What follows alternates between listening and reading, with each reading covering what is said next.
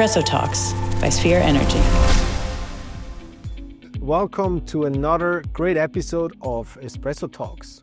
Today, we're going to talk about hydrogen, not so much about batteries. I hope we're going to talk a bit about batteries before you turn off the podcast. But today with us, we have Falk Schulte-Wintrop.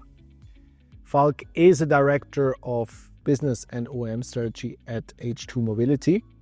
And I'm super happy to have you with us today. Thank you for being here. Yeah, thank you for having me.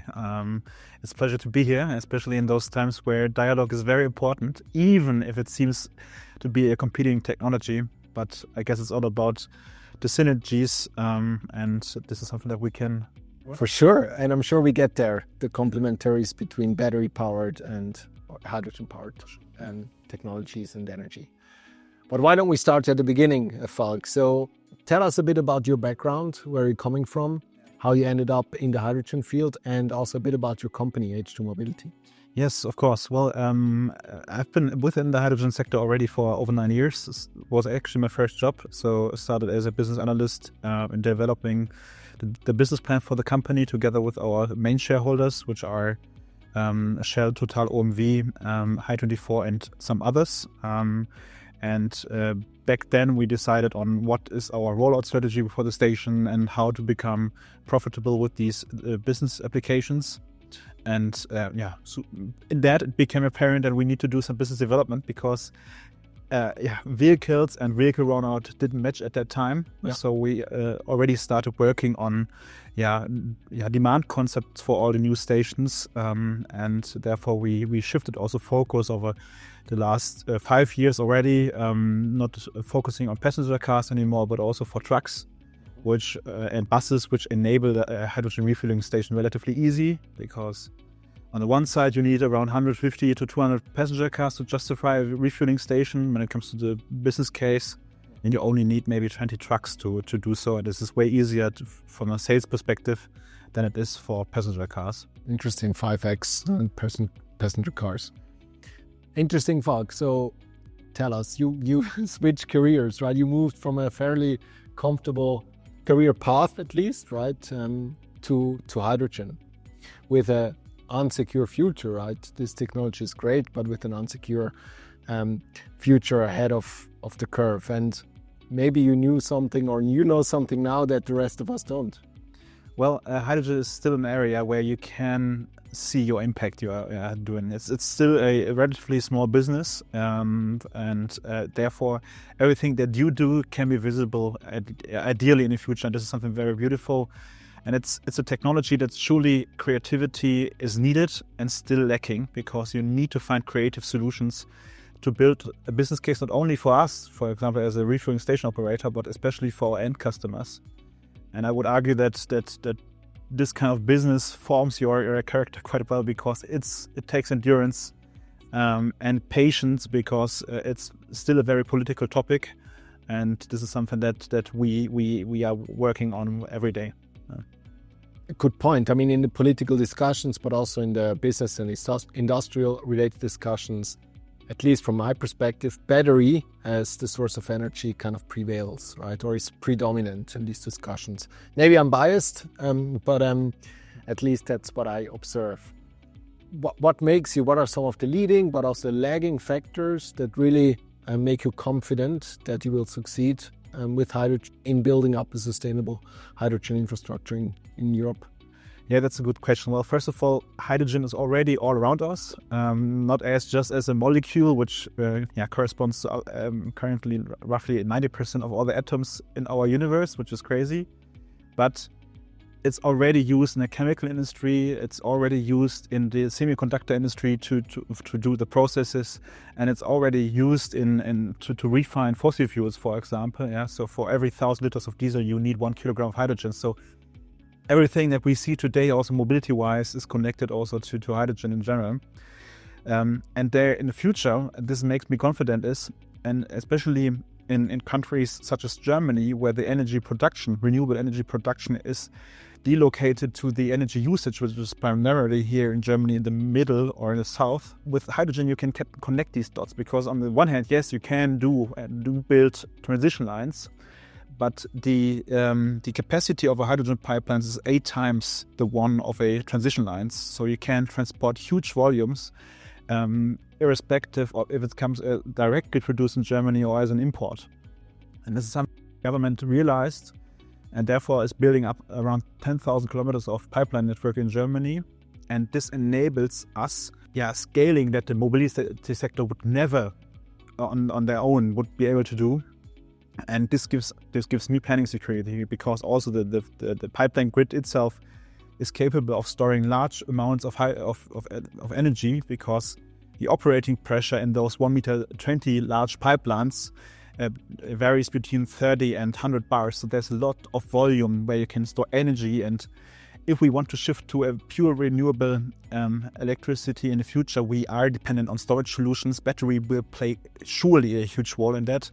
But when it comes to the long-term storages, also energy imports, hydrogen will be the molecule to go with, and form synergies with battery storages, etc. For us laymen, when talking about hydrogens, can you maybe cut through the noise a bit and tell us where these different nomenclature come from? And also, what are some of the specific use cases for which you see the biggest hope for hydrogen? I mean, obviously you mentioned commercial vehicles, not passenger vehicles, but what kind of maybe, is it long-haul trucks, is it short-haul trucks, is it plannable commercial vehicles? Get your perspective on the most suitable use case in your perspective. Yeah. So when it comes in regard to the colors, in the past we are coming from a gray area where hydrogen was purely based on either natural gas or was a byproduct from a chemical production. But this is changing quite a bit. We've waited as a mobility sector roughly 3 years for the definition of green hydrogen, because it was unclear what is green hydrogen, because you have to have very strict rules in the production of these molecules. And it's now set and ready, finally, and therefore we are also eligible for the so-called GHG Quota trading, so this carbon emission trading system, which enables us to lower the prices by 6 to 7 euros per kilogram already today, which is very impressive. Why is that so? Because hydrogen is as said, already used in refineries by Shell, Aral, and so on, and you could either switch to hydrogen for the refining processes or directly use it in the mobility sector. And this is the way forward, because all the production of green hydrogen that we are seeing today are mostly aimed for mobility use cases. So all the hydrogen that is currently being produced or will be produced renewable will focus on mobility. In the future, yes, of course, the imports and also the larger electrolyzers that are coming, they are focusing on industry and bringing also another scaling effect, which is required by our use cases, because what we're learning, and you learn it too, the economic environment where we are in today is very difficult, and we need to build a business case for our end customers, because there is no more money from the marketing side to promote a hydrogen truck anymore. It needs to be a business case, and we do see hydrogen mobility and applications where you need a lot of flexibility, especially if you're also limited in regard to your charging infrastructure, because for every battery electric truck you need a charging station on your site, because due to still the relatively long charging time of at least 30-35 minutes, you have to start fully charged in the morning. With hydrogen, which only takes like 7 to 15 minutes to be fully charged to 100%, you can charge along the route. So you can scale up your fleet even without your own investment in the infrastructure. And this is something where we do see a hesitation from the market, because yes, you can easily install 1, 2, 3, 4 superchargers at your site, but to scale up from there is very hard and takes a long time, sometimes 3 to 5 years. And this is where hydrogen comes into play. Yes, the logistic companies such as DHL, they will use battery 50, 60, 70%, but there are use cases where they are operating in 3 shifts or very long haul applications where hydrogen does make a lot of sense. Yeah, I see that too. And we also observe that customers are today coming from also concrete transport, cement transport, so very high payload logistics, where you don't have the choice. Also due to extra loads, batteries are still relatively heavy. Yeah, it's not very important in like 70% of the use cases, but in 30 you are weight sensitive, and this is where hydrogen does play a role. I see that, and I obviously agree with your vision, Falk, that it will be a complementary source of energy storage between battery for certain use cases, hydrogen for others. But I'm sure you agree that on our path towards this vision, we are facing some key bottlenecks, not just in hydrogen, but also in batteries, obviously. I would love to hear from you what some of these bottlenecks are at the moment, or the most pressing challenges that we need to solve technically, that we need to solve maybe also politically, to overcome these challenges. Yeah, luckily those political challenges are solved. Yes, there are minor things like energy taxation for hydrogen combustion engines. They still need to pay energy tax, but this is a minor thing. But the main problem when it comes to hydrogen applications is the so-called hydrogen dilemma. What does it mean? To have hydrogen on the road, you need a complete infrastructure, which has to be newly built up. You need electrolyzers, you need transport companies, transporting vessels, and you need refueling stations. Yeah. So with battery electric technologies, yes, you can start relatively easy. With a passenger car, it's the easiest to start with a wallbox at home. This is mostly possible. But you need to have a base infrastructure. And this is something where we also still, I would argue, 2 years behind the battery technology, the government to support us, because you have an underutilization in the infrastructure in the early years, which you as a company, which we cannot finance in total. This is something that costs quite a lot. So our focus also within our company is how to scale up our infrastructure very early, have a very good base network, and also enable scaling when it comes to the hydrogen prices locally relatively early on. So we need to assume and we need to find bridges, for example, with renting products, or even the public sector, which is also important as a customer, to already have a good base load demand to lower the cost for the end customer and therefore build a business case. Makes sense. Thanks. Can you talk a bit about the supply of hydrogen? Yeah. I mean, it's probably the €1 trillion question out there, right? Where is this hydrogen coming from to really power your vision? Yeah.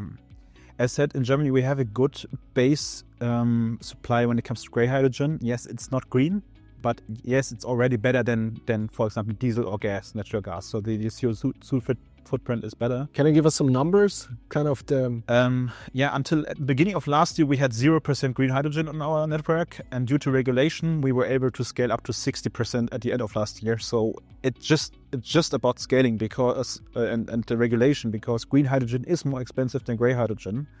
But you can compensate those extra costs with those GHG quotas and the carbon emission trading system. And this is just starting up. So we traded our first emissions end of last year, and this is going to give us some wind in our sails in upcoming months, because this is something that we and our investors waited on for such a long while. And when I talk about hydrogen with my friends and family, there's always this social opinion about safety, right? When talking about hydrogen, I would never sit on a tank, a hydrogen bomb. I would never put a hydrogen tank in my house. Let's kill some myths, Falk, today. How safe is hydrogen really? Yeah. You are working in an environment where you are also focused on safety. Like the work you are doing is also aiming to have like a safe battery cell in the end. And no OEM such as Daimler, Hyundai, Toyota or BMW would ever bring vehicles to the market if they are unsafe. So generally speaking, those vehicles are as safe as any other product you can buy today. And when it comes to hydrogen, generally speaking, the element is relatively safe because it's the lightest element we have. And therefore, to build an atmosphere where you have an explosive atmosphere is very difficult because hydrogen evaporates so fast. So it's, for us, even if there's a leakage, hard to grasp, hard to find like areas where an explosion might form. So as an element, it's relatively safe, but it's very important. This is something that you and DEKRA, your investor, would also promote, is we need to have a line on also the standards. And this is something that have been done already in the past, and we are putting focus on that.